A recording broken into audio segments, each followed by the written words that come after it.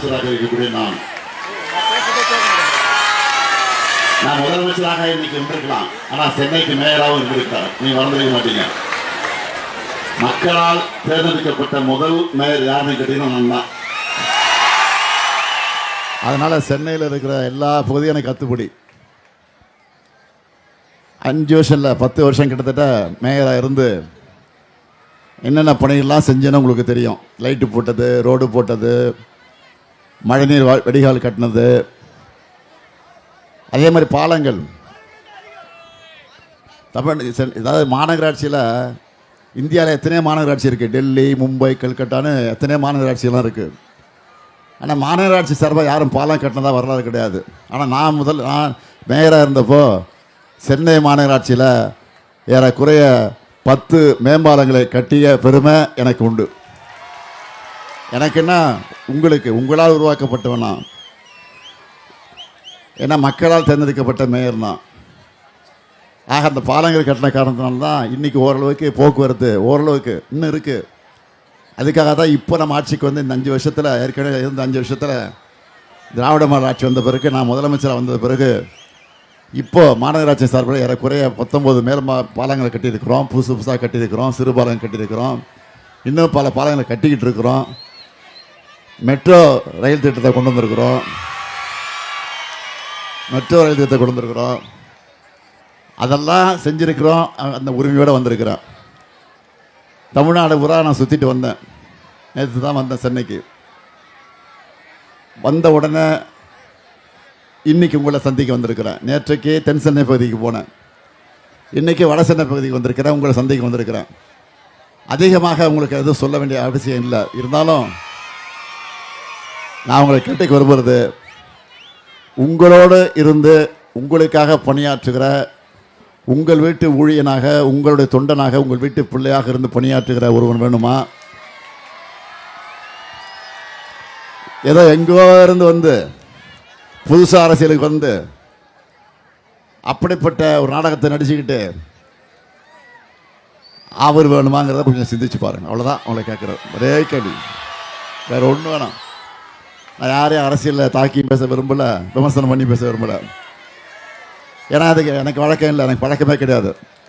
நான் யாரையும் எதிர்த்து மரியாதை இல்லாமல் தரக்குறைவாக பேசுகிற வழக்கம் எனக்கு கிடையாது. அதனால் நான் உங்களையெல்லாம் அன்போடு கேட்டுக்கிறேன். ஏற்கனவே மேயராக இருந்து நான் ஆற்றிய பணிகள் உங்களுக்கு தெரியும். இப்போ முதலமைச்சராக பொறுப்பேற்று இந்த 5 வருஷமாக ஆற்றியிருக்கக்கூடிய பணிகள்லாம் உங்களுக்கு என்னால் தெரியும். தேர்தல் நேரத்தில் அறிவித்த திட்டங்கள் எல்லாம், சாதனைகள்லாம் ஏறக்குறைய ஒரு 90% பணிகள் நம்ம முடிச்சிருக்கிறோம். இன்னொரு 10% பணி இருக்குது. நான் இல்லைன்னு மறுக்கலை. அதுக்கு என்ன காரணம்னா, ஒன்றிய அரசு நிதி கொடுக்க மறுக்குது. ஒன்றிய அரசு பர்மிஷன் கொடுக்க மறுக்குது. இப்போ மெட்ரோ திட்டத்தை பாருங்கள், பாதியிலே நிற்கிது.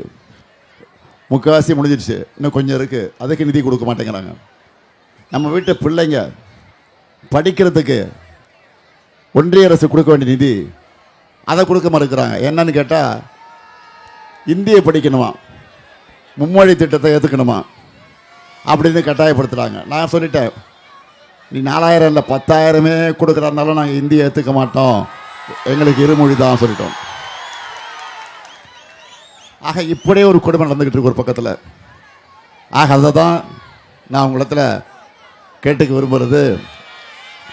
தேர்தல் நேரத்தில் சொன்னோம். என்னென்ன சொன்னோம்? இப்போ தேர்தல் அறிக்கையிலே சொல்லியிருக்கிறோம். என்னன்னா, கலைஞர் மகளிர் உரிமை தொகை எவ்வளோ? 1000 ரூபா. மாதம் 15ஆம் தேதி வந்துடுதா இல்லையா? பேங்க்குக்கு கரெக்டாக வருதுல்ல? 15 வந்துடுது. இப்போ மறுபடியும் ஆட்சிக்கு வந்தால் அதை உயர்த்தி கொடுக்க போகிறேன்னு சொல்லியிருக்கேன் தெரியுமா? எவ்வளோ? 2000. அதே மாதிரி புதுமை பெண் திட்டம், தமிழ் புதல்வன் திட்டம்.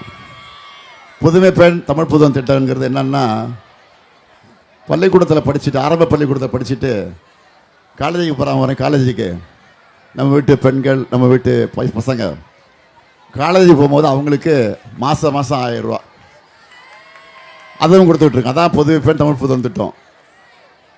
அதை கூட உயர்த்தி நம்ம ஆட்சிக்கு வந்த உடனே அது 1500 கொடுக்க போகிறோம். அது அறிவிச்சிருக்கிறோம். அடுத்து உங்களுக்கெல்லாம் ரொம்ப பிடிச்சமான திட்டம் இல்லத்தரசி திட்டம். இல்லத்தரசி திட்டத்தில் எவ்வளவு? 8000 சொல்லுங்க. 8000 கொடுக்க போகிறோம். அந்த 8000 வச்சுக்கிட்டு நீங்கள் நம்ம மகளிர் என்ன பொருளை வேணாலும் வாங்கிக்கலாம். உங்களுக்கு இஷ்டமான பொருள் லிஸ்ட்டு போட்டு கொடுத்துட்டோம். பார்த்தீங்களா இல்லையா? என்ன சொல்லுங்கள் பாப்பா.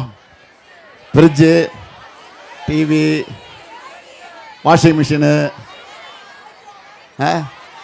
மேக்கா, ஆக ஒரு 5-6 ஐட்டம் கொடுத்துட்டோம்.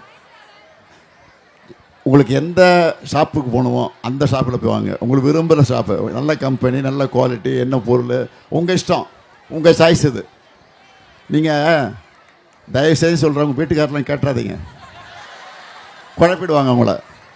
பிரச்சனை வந்துடும் உங்களுக்குள்ள. ஏதாவது பிரச்சனை வந்தால் சொல்லுங்கள், அண்ணன் இருக்கான், ஸ்டாலின் இருக்கான், நான் பார்த்துக்கிறேன் இல்லைங்க, கவலைப்படாதீங்க. ஆக உங்களுக்கு பிடிச்சதை வாங்கிக்கணும். இப்போ இதெல்லாம் எதுக்கு கொடுக்குறோம்? மகளிருக்கு ஏற்கனவே கலைஞர் ஆட்சியில் இருந்தப்போ சொத்தில் சம உரிமை கொடுத்தாரு இல்லையா? வேலைவாய்ப்பில் பெண்களுக்கு 30% இடஒதுக்கீடு கொடுத்தாரு. கர்ப்பிணி பெண்களுக்கு உதவித்தொகை கொடுத்தாரு. அது விதவைகளுக்கு மறுவாழ்வு திட்டத்தை கொண்டு வந்தார். மகளிர் சுய உதவிக்குழு கொண்டு வந்தார். இப்போது நம்ம திராவிட மாடல் ஆட்சியில் அவருடைய மகன், கலைஞருடைய மகன் ஸ்டாலின் ஆட்சிக்கு வந்த பிறகு கலைஞர் மகளிர் உரிமை தொகை, அதே மாதிரி புதுமை பெண் திட்டம், ஆட்டோ ஓட்டுறதுக்கு ஆட்டோவுக்கு அது கடன், இப்படி பெண்களுக்காக பல திட்டங்களை நாமும் அறிவித்து நடத்திட்டு இருக்கிறோம். என்ன காரணம்? நீங்கள் உரிமையோடு இருக்கணும். ஒரு 1000 ரூபாய்க்காக புருஷன்கிட்ட போய் கோச்சிக்கிட்டு சண்டை போட்டுக்கிட்டு அவன் புருஷன் வந்து இது கொடுக்க மாட்டேன் சண்டை போட்டு போயிட்டான்னா ஒரு 4 நாள் பிரச்சனை வீட்டில். இதெல்லாம் தேவையா நமக்கு? அதனால தான் உங்களுக்கு இருக்கிற உரிமையை அந்த உரிமை தொகையாக நம்ம கொடுக்குறோம். இப்போ உதாரணத்துக்கு ஒன்று சொல்லணும்னா, நீங்கள் காலையில் எழுந்திரிச்ச உடனே என்ன பண்ணுறீங்க? வீட்டு வாசலில் போய் கோலம் போடுறீங்க. கோலம் போட்டு குளித்து முடிச்சுட்டு அதுக்கப்புறம் பிள்ளைங்களை எழுப்பி ஸ்கூலுக்கு தயார் பண்ணுறீங்க. அந்த பிள்ளைங்களை குளிப்பாட்டி அவங்க பிள்ளைங்க வந்து இன்னும் கொஞ்ச நேரம் தூங்குறமான்னு சொல்லுவாங்க. அதெல்லாம் முடியாது, ஸ்கூலுக்கு நேரம் ஆச்சு அப்படின்னு சத்தம் போட்டு எழுப்பி அவன் ட்ரெஸ் எல்லாம் பண்ணி பிள்ளைங்களுக்கு ட்ரெஸ்ஸாக பண்ணி ஸ்கூலுக்கு அனுப்புறீங்க. அப்புறம் போதா குறைக்குன்னு புருஷனை எழுப்பணும் வேலைக்கு போகிறதுக்கு. அதை எழுப்பி காஃபியை கொடுத்து, காஃபியில் சர்க்கரை இல்லை, என்ன காஃபியை போட்டுருக்கேன் அவன் திட்டேன், இந்த தகவலாம் நடக்கும். அதுக்கப்புறம் டிஃபன் கொடுப்பாங்க, அதையும் சாப்பிட்டுட்டு வேலைக்கு போயிடுவாப்புல. வேலைக்கு போன பிறகு வீட்டில் சும்மா இருப்பாங்க அந்த அம்மா. அந்த பாத்திரம்லாம் கழுவி அதை கவுத்து வச்சு அதை காய வச்சு, அதுபோல் வீட்டில் இருந்த துணிமணிலாம் துவைச்சி அயன் பண்ணி, அப்புறம் அவன் வீட்டுக்காரன் வந்து பேண்ட்டை கட்டி போட்டிருப்பான், அது பாட்டு கிடக்கும். அதை எடுத்து பேக்கெட்டில் எதாவது இருக்கான்னு செக் பண்ணி அதை செக் பண்ணிவிட்டு இவ்வளவும் பார்த்துட்டு இந்த வேலையெல்லாம் பண்ணணும். இவ்வளவும் பண்ணுறீங்க. ஆனால் உங்களுக்கு என்ன உரிமை இருக்குது? ஒன்றும் கிடையாது. நம்ம வீட்டில் யாராவது புருஷன்கிட்ட போய் உங்கள் வீட்டில் உங்கள் மனைவி என்ன பண்ணுறேன்னு கேட்டால் அவங்க சும்மா வீட்டில் தான் இருக்காங்க அப்படின்வாங்க. நீங்கள் சும்மா வீட்டில் இருக்கீங்க, பல வேலைகளை செஞ்சுக்கிட்டு இருக்கிறீங்க. ஆக இவ்வளோ வேலை செய்யக்கூடிய உங்களுக்கென்று உரிமையை தர வேண்டும் என்பதற்காகத்தான் இந்த உரிமை தொகையை நான் அறிமுகப்படுத்தினேன். இதான் உண்மை, இதை புரிஞ்சுக்கிங்க. இப்படி பெண்களுடைய முன்னேற்றத்திற்காக இன்றைக்கு பல திட்டங்களை உருவாக்கி தந்திருக்கக்கூடிய ஆட்சி தான். அதை கலைஞர் முதலமைச்சராக இருந்தபோதும் செஞ்சார். இன்றைக்கி அவருடைய மகன் நான் முதலமைச்சராக இருக்கும்போது செஞ்சுக்கிட்டு இருக்கிறேன். இதெல்லாம் புரிஞ்சுக்கிட்டு இந்த திட்டங்களெல்லாம் தொடரணும். அதே மாதிரி பெண்களுக்காக, பெண்களுடைய முன்னேற்றத்திற்காக பாடுபடக்கூடிய ஆட்சியாக இந்த ஆட்சி இருக்குது. எனவே இந்த ஆட்சிக்கு நீங்கள்லாம் வலு சேர்க்கணும். மீண்டும் இந்த ஆட்சியை தமிழ்நாட்டில் உருவாக்கணும். அதற்காகத்தான் உங்களை தேடி நாடி வந்திருக்கிறேன். ஆர்டி சேகர் வந்து ஏற்கனவே இந்த தொகுதியில் எம்எல்ஏவாக இருந்து அவர் எப்படியெல்லாம் பணியாற்றி இருக்கார் உங்களுக்கு தெரியும். நீங்கள் கூப்பிட்ட குரலுக்கு ஓடி வரக்கூடிய ஒரு சிறந்த செயல் வீரன்.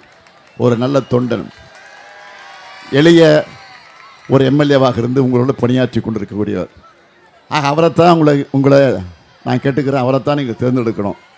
அவரை தேர்ந்தெடுத்து உதயசூரியனுக்கு ஆதரவு தந்து சிறப்பான வெற்றியை தேடித்தர வேண்டும் என்று உங்கள் பாத மலர்களை எல்லாம் தொட்டு பணியோடு கேட்டு நல்ல வாய்ப்புக்கு நன்றி கூறி விடைபெறுகிறேன். நன்றி, வணக்கம்.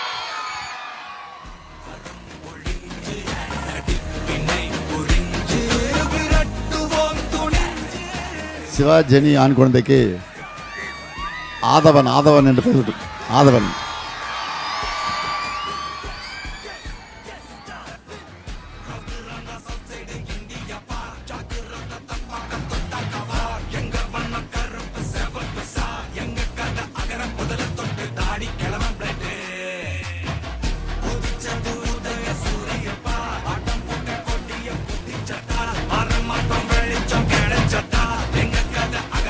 சிரஞ்சீவி நித்யா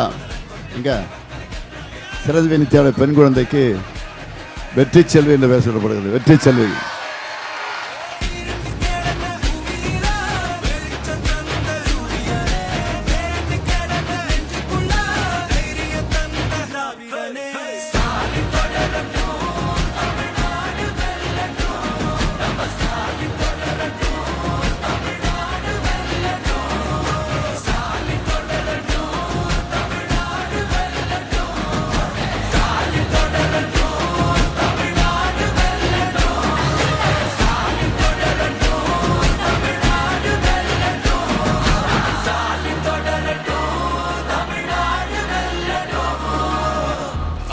போராடும், தமிழ்நாடு வெல்லும்.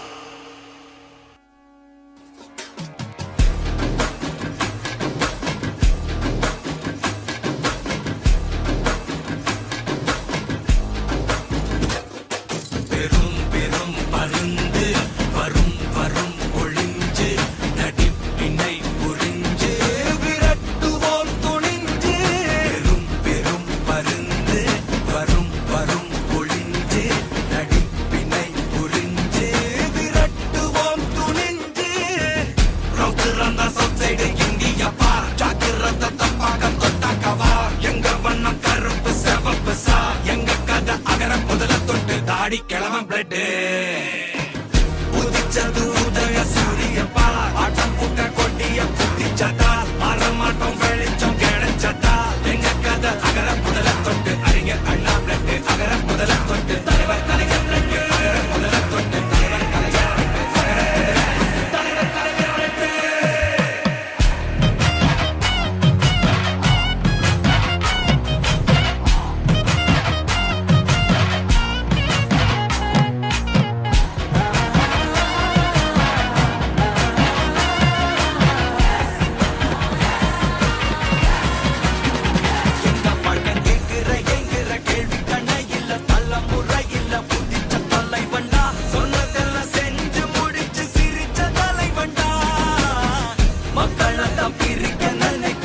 மதத்தையும் சாக்கட புத்தியும் எதிர்த்தைய கொண்டா, ஊருக்குள்ள நீதிய தன்னை விதைச்சைய கொண்டா.